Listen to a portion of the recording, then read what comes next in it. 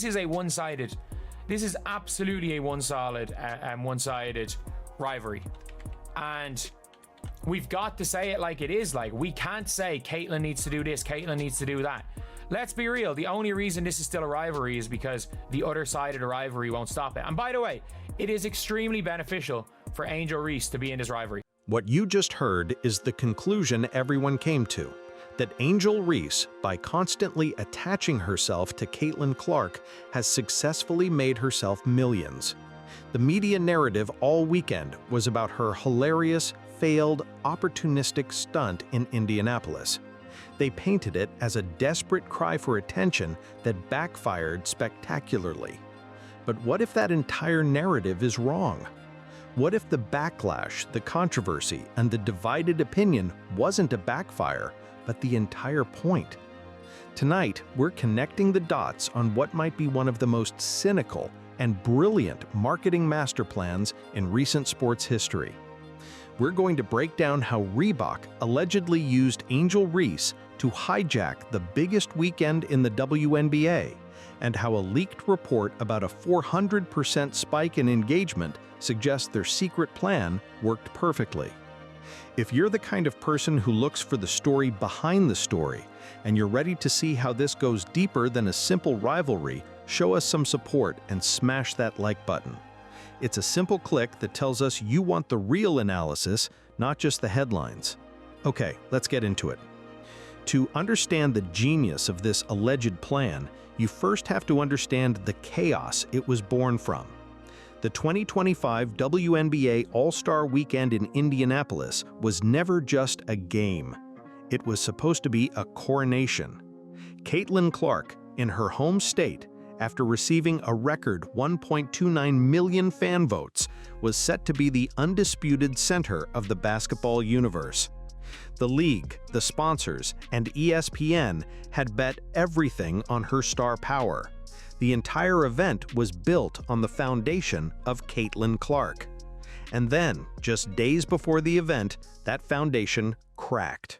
We do start our show, though, with unfortunate news out of the WNBA. Caitlyn Clark announced today that she will miss both the three-point contest and the WNBA All-Star Game this upcoming weekend in Indiana after re-aggravating a groin injury in that final minute of Tuesday's win over the Connecticut Sun. Clark had missed 4 games and the Commissioner's Cup final with that groin injury earlier this month, and now will be out for this weekend's festivities, which really stinks for fans, but you know that if there was any way that she could be out. It's impossible to overstate the impact of that announcement. This wasn't just any player getting injured. This was the league's economic engine shutting down. The immediate fallout wasn't just emotional, it was brutally financial. We're talking about a market crash in real time. Fans who had booked flights and hotels months in advance, specifically to see Clark, were left with worthless plans. And the ticket market? It didn't just dip. It fell off a cliff. Caitlyn Clark gets hurt, and guess what? Your demand vanishes because people ain't going to pay up to see these athletes that are ungrateful that their sport's growing. People aren't paying up for that. And we are here, right here. The tickets for this game, for this All-Star game, they've dropped by 50%. Think about that. A 50% drop. The get-in price plummeted from $121 to just $64 almost overnight. An unnamed team executive later confirmed the panic to Front Office Sports, saying, quote, "We built All-Star Weekend around Clark. Losing her cost everybody real money overnight. The entire economic ecosystem built around the game was in free fall. And it was into this power vacuum, this chaotic environment of collapsing revenue and fan disappointment, that another player made her move. Or to be more precise, her corporate sponsors saw the perfect opportunity to launch an attack. While Indianapolis was reeling from the financial and emotional fallout of losing Clark, Angel Reese and Reebok rolled into town. On July 19th, the very day Clark's absence from the game was made official, they launched their I'm in Your City campaign. This wasn't a subtle push. We're talking about a full-on marketing blitz across downtown Indianapolis, complete with mobile vans and billboards. The campaign slogan, plastered everywhere and featured on Reese's own Instagram story, was a direct quote from a Bankroll Fresh track, "Walk in your trap, take over your trap." To the public, this felt less like a shoe promotion and more like a declaration of war on a sidelined opponent. The message was clear, and it was widely seen as tasteless, sparking immediate accusations that this was just another chapter in a manufactured, one-sided rivalry. This perception wasn't new. For over a year, analysts and fans have pointed out that the so-called rivalry has been almost entirely fueled by one side. Reese has been accused of consistently using Clark's name to promote her own ventures, from her podcast to her brand deals. So, when she showed up in Indianapolis, in her home state, during Clark's All-Star Weekend with a slogan about taking over her trap while Clark was physically unable to compete, it was seen as the most blatant example yet. It was a direct shot, and nobody was confused about the target. On the surface, the move seemed like a catastrophic miscalculation. It looked classless, unsportsmanlike, and completely tone-deaf to the situation. It played right into the narrative of Reese being obsessed with Clark, and the backlash was immediate and fierce. So let me ask you, when you first saw this news, what was your gut reaction? Did you think this was just a massive PR blunder from Reebok? Let me know your initial thoughts in the comments below, because I bet a lot of you felt the same way. It looked like one of the most ill-conceived marketing campaigns in recent memory, a total failure. But that's exactly what they wanted you to think. Okay, this is where we need to filter out the noise and start thinking like true narrative analysts.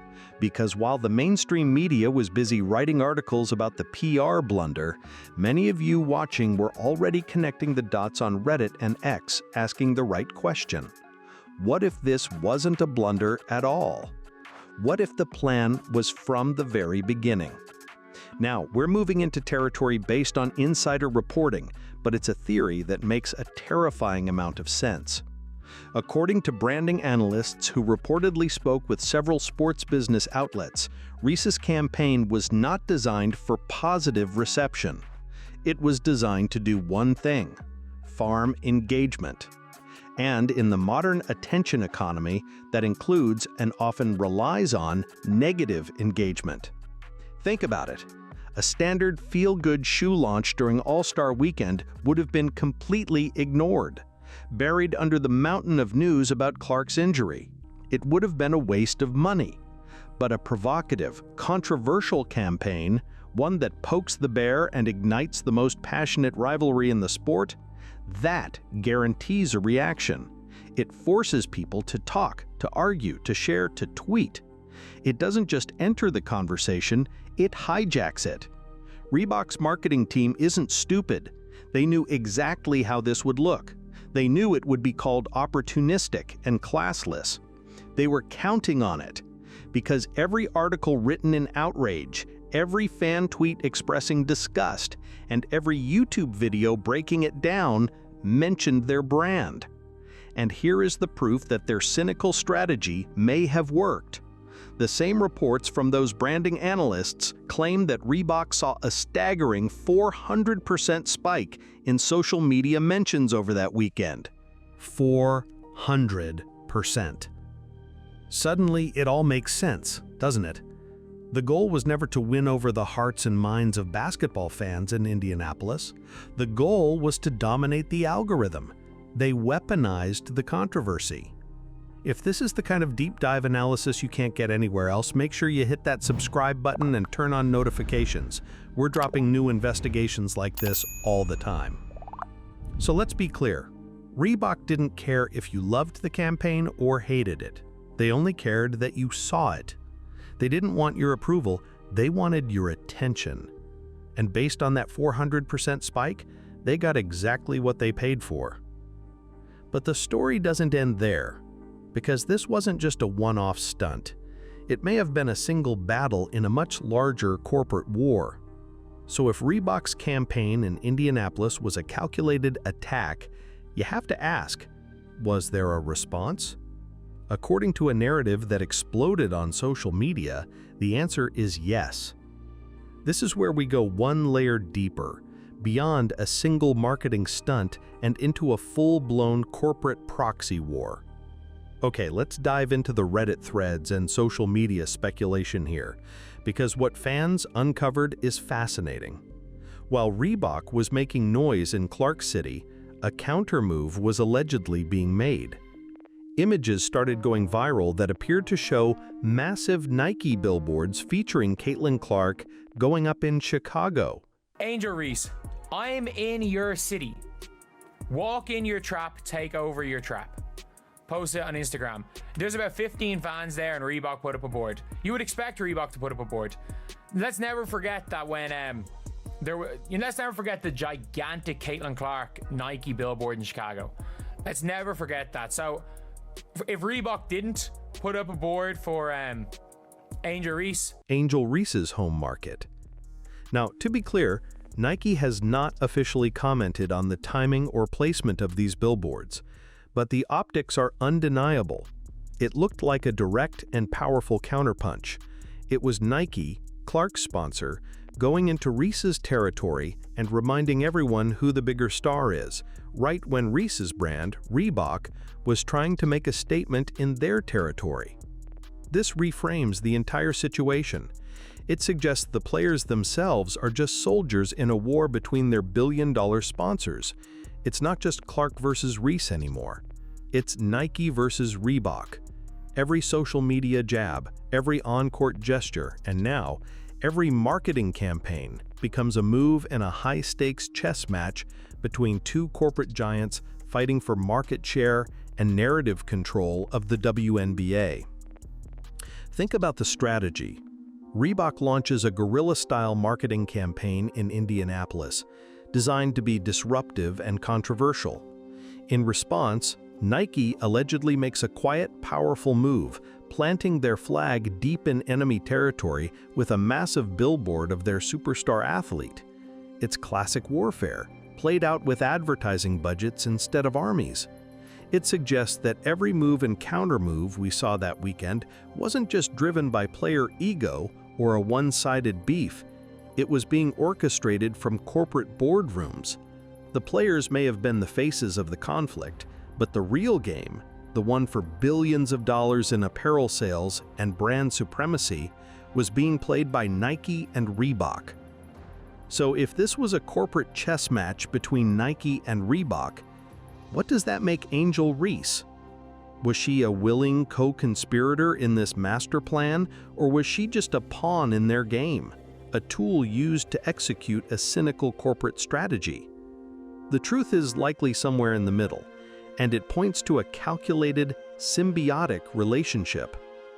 Let's not underestimate Angel Reese. She has consistently proven that she understands how to build her brand by staying in the orbit of Caitlin Clark. This is not a new phenomenon. From the very beginning of her professional career, she has leveraged this rivalry for her own gain. Reebok, Angel Reese are taking shots at Caitlin Clark, using her as promo. Angel Reese, let's be clear here. Let's just be all the way clear here. Angel Reese is a solid basketball player. Angel Reese 100% has benefited from attaching herself to Caitlin Clark at every single turn. Her podcast, the first 3 episodes, all the clips promoting was bringing up Caitlin Clark. It was bringing up Caitlin Clark in all of the promo. People wanted to know what she was going to say. She used Caitlin Clark as promo. This history suggests she isn't a naive rookie being manipulated. It suggests she's a savvy operator who understands that, in the modern media landscape, proximity to the biggest star in the game is immensely valuable, no matter the context. She provides the personality, the willingness to play the villain, and the on-the-ground execution. Reebok, in turn, provides the corporate muscle, the marketing budget, and the overarching strategy. They recognized the asset they had in Reese, a player unafraid of controversy, and built a campaign designed to maximize that trait. They aimed her like a weapon at the biggest news story of the weekend, knowing the explosion would draw all eyes to them. It's a perfect, if cynical, partnership. Reese gets the platform, the attention, and a signature shoe deal that is now part of WNBA lore. Reebok gets its 400% engagement spike and successfully embeds its brand into the league's most talked about storyline. So when you ask who won, the answer is they both did. It wasn't a case of Reebok simply using Angel Reese. It was a calculated alliance where both parties understood the assignment perfectly. The assignment was not to be loved, it was to be seen. And the currency they dealt in wasn't sportsmanship, it was raw, unfiltered attention. To fully appreciate the brilliance of this alleged corporate strategy, we have to look at the bigger picture of what was happening that weekend. Reebok's campaign wasn't launched in a vacuum. It was launched directly into another, equally volatile controversy: the players' public labor dispute with the league. This wasn't just a sideshow, it became the perfect smokescreen for Reebok's entire operation. While the media was focused on Reese's antics, another fire was burning. During the All-Star Game warm-ups, players from both teams took the court wearing black shirts with a stark, white message, "Pay us what you owe us." This was a coordinated protest by the WNBA Players Association, which had been in tense negotiations with the league for a new collective bargaining agreement, or CBA. The players were pushing for higher salaries and a more equitable share of the league's rapidly growing revenue, with the current deal set to expire on October 31st, 2025. The protest was impossible to ignore, and much like Reese's campaign, it was met with a deeply divided reaction. The sold-out crowd itself was supportive, even chanting, "Pay them," during the MVP presentation. The clip of that chant quickly went viral, hitting over 6 million views on TikTok. However, outside the arena, the timing was heavily criticized. Many fans and commentators labeled it tone-deaf. At the exact moment the league's value was visibly crashing because its biggest star was gone, the players chose that moment to demand a bigger piece of a pie that suddenly looked a lot smaller. Now, connect the dots. From a corporate strategist's perspective, the entire media landscape of the weekend was already chaotic, emotional, and divisive. You had one controversy about player value versus league revenue, and another about a one-sided player rivalry. For a brand looking to launch a disruptive, controversial campaign, you couldn't ask for a better environment. The players' protest, while critically important for their own future, inadvertently created the perfect cover. It normalized the feeling of disruption and conflict. It was a chaotic marketplace of competing narratives and outrage. And while the league, the media, and the fans were all distracted by a necessary but contentious labor dispute, Reebok allegedly executed their corporate heist in plain sight. So when the dust settled on this chaotic weekend, who were the real winners and losers? While Reebok's marketing team was allegedly celebrating their 400% engagement spike, real damage was being done. The most obvious losers were the fans who traveled to Indianapolis and the local businesses that were counting on a massive influx of cash. The economic ripple effect went beyond just ticket prices. The league itself also took a major hit. What was supposed to be a triumphant showcase of the WNBA's unprecedented growth turned into a public relations. Reebok, Angel Reese are taking shots at Caitlin Clark, using her as promo. Angel Reese, let's be clear here. Let's just be all the way clear here. Angel Reese is a solid basketball player. Angel Reese 100% has benefited from attaching herself to Caitlin Clark at every single turn. Her podcast, the first 3 episodes, all the clips promoting was bringing up Caitlin Clark. It was bringing up Caitlin Clark and all of the promo. People wanted to know what she was going to say. She used Caitlin Clark as promo. It exposed the league's fragile dependency on a single player and became a spectacle of infighting and controversy. Now, we get into rumor territory here, but several sports business outlets reported that major corporate partners were quietly downgrading their on-site activations once the ticket metrics cratered. No sponsor has confirmed that publicly, but it points to a quiet panic behind the scenes. But in this equation, for there to be losers, there must be winners. And according to this master plan, Reebok and Angel Reese came out on top. Reese successfully kept her name and brand at the absolute center of the news cycle, right alongside Caitlin Clark. She may have played the villain, but she was an unavoidable villain. And in the attention economy, that's a massive win. And the grand prize went to the architects of the plan, Reebok. They turned a weekend designed to celebrate their biggest competitor, Nike, and its star athlete, into a massive commercial for their own brand. They didn't just crash the party, they burned the house down and made sure their logo was visible in the ashes. So, who do you think really won the weekend? Was it the brand that got all the attention, or did the league's messy weekend damage everyone's reputation in the long run? Let me know your verdict in the comments. It forces us to ask a difficult question. In this new era of sports media, what does winning even look like anymore? That question is at the heart of this entire story, because what this weekend proved is that the rules have changed. This was a case study in a new kind of marketing warfare, one that isn't fought with positive messaging, but with surgical strikes of pure, unadulterated controversy. The master plan wasn't about selling a shoe to the people at the All-Star game. It was about making sure that everyone who wasn't there was talking about Reebok. They leveraged the raw emotion of a sports rivalry, amplified it, and pointed it directly at the biggest media event they could find. And the reported 400% spike in engagement is the metric that proves their mission was a success. They set out to capture attention, and they succeeded beyond their wildest dreams. While the league was dealing with the fallout, so perfectly summarized by one viral fan tweet that said, "I left 2 tickets on my windshield, came back, now there's 4. Reebok was tracking its impressions and social mentions. They demonstrated that in 2025, the volume of the conversation, regardless of its content, is the only metric that truly matters to some brands. They proved that a calculated controversy can be more effective and far cheaper than a traditional ad buy. They didn't just crash a party, they provided a new blueprint for how to wage a brand war in the digital age. It's a blueprint that thrives on the very division and outrage that fans claim to hate. Reebok didn't just sell a shoe, they proved a theory.